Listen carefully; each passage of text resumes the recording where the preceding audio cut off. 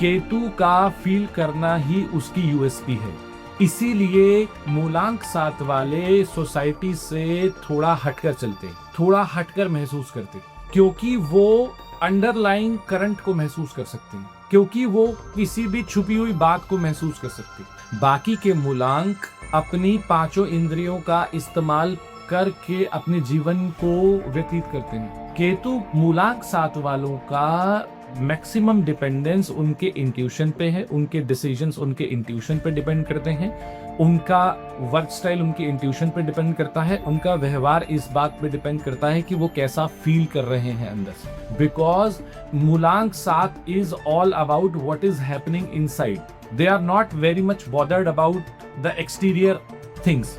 इसीलिए आप सोसाइटी में या किसी भी रूम में एक ऑड मैन आउट की भूमिका में होते हैं, क्योंकि जब बाकी लोग एक्सटर्नल चीजों की बात कर रहे होते हैं, कॉन्वर्सेशन कर रहे होते हैं, गॉसिप कर रहे होते हैं, किसी अभी ही घटना को डिस्कस कर रहे होते हैं, तब आप बिजी होते हैं अपने आप को अंदर से खंगालने में, अपने आप को सॉर्ट करने में, ये चेक करने में कि how the energy of the room is, how truthful are people. क्योंकि बाहर की चीजें आपको इतना टच नहीं करती, क्योंकि आपका ध्यान कभी बाहर होता ही नहीं। आप एक्सटीरियर से इसलिए इफेक्ट नहीं होते क्योंकि आप इंटरनली बहुत बिजी। और जब आप किसी कॉन्वर्सेशन से बाहर निकलते हैं, जब किसी पार्टी से बाहर निकलते हैं, किसी ग्रुप से बाहर निकलते हैं, तब आप हर एक बात को बहुत डीपली डाइसेक्ट करते हैं। किसने क्या कहा, किसी की क्या इंटेंशन थी, वो क्या कहना चाहता था, वो क्यों कह रहा था, ये सब चीजें आप कॉन्वर्सेशन से बाहर निकलने के बाद बहुत डीपली रिसर्च करते हैं।